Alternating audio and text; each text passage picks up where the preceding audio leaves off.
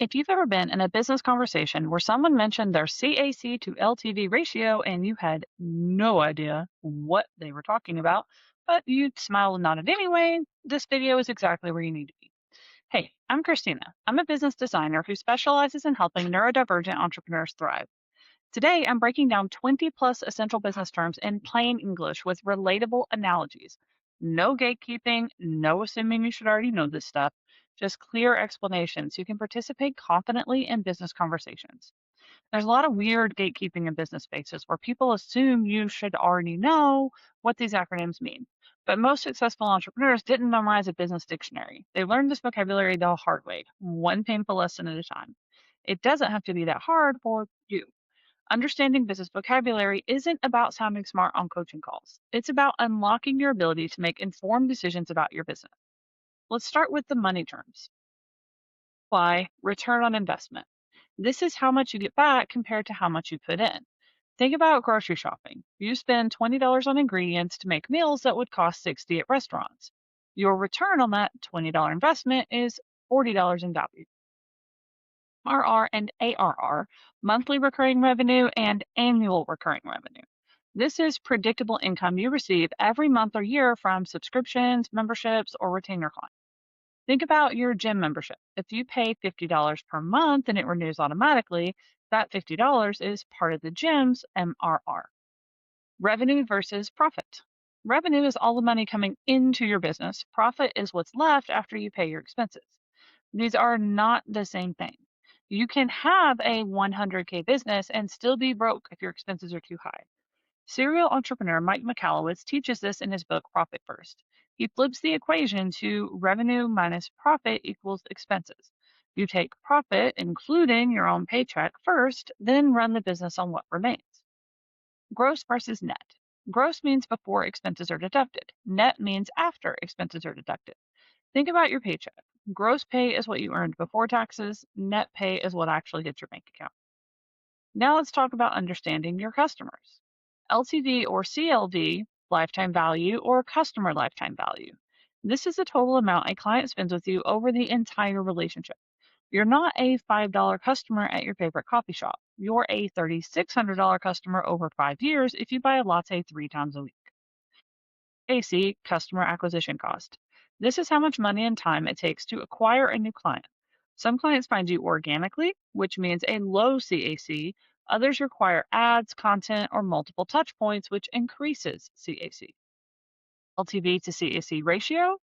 A healthy coaching or consulting business usually aims for an LTV at least 3 times higher than CAC. If it costs you $500 to acquire a client, that client should generate at least $1,500 over their lifetime with you. Next, let's cover how businesses operate. B2B versus B2C. B2B means business to business, you sell to other businesses. B2C means business to consumer, you sell directly to individuals. These models operate very differently in marketing, sales, delivery, and payments. SaaS, software as a service. This is software you access through a subscription instead of buying once. Think Netflix, Microsoft 365, or Fableforge. Evergreen versus live launch. Evergreen offers are always available, like signing up for Fableforge anytime. Live launches are only available during specific windows, like Black Friday. Each requires different strategies and energy patterns. DIY, DWY, DFY. Do it yourself, done with you, done for you. These are different service delivery models. Many businesses stack them. For example, I have a framework to help people design their ideal business. I offer it as a self-paced course in my free community, DIY, free daily support calls that add guidance, DWY, limited one-on-one work where I help design it with them, DFY. Now let's talk about how people become customers. Funnel. This is the structured journey someone takes toward a specific action. It's visualized as a funnel because many people enter and fewer reach the goal. For example, you watch this video. That's step one. Step two is joining my free community. Step three is some of those people hiring me or using Fableforge. Lead magnet. This is something valuable you offer for free in exchange for contact info. A checklist, ebook, swipe file, mini course, or similar resource that solves a small specific problem. Tripwire. This is a low-cost paid offer designed to convert leads into customers. The first sale is the hardest. Even a small purchase creates momentum. Conversion rate. This is a percentage of people who take a desired action. If 100 people visit your site and 5 book a call, that's a 5% conversion rate. CTA, call to action. This is a specific next step you ask someone to take. You'll see one at the end of this video and in the description when I invite you to join Blueprint Business Lab. Now let's cover operations and infrastructure. CRM, customer relationship management. This is your system for tracking relationships. It can be manual, but it's usually software. Think of it as an external brain for people. Fableforge includes this. SOP, standard operating procedure. These are step by step instructions for tasks, basically recipes for how things get done in your business. Pipeline. This is a visual view of where people are in a process. For example, audience, buyer, sales lead, client.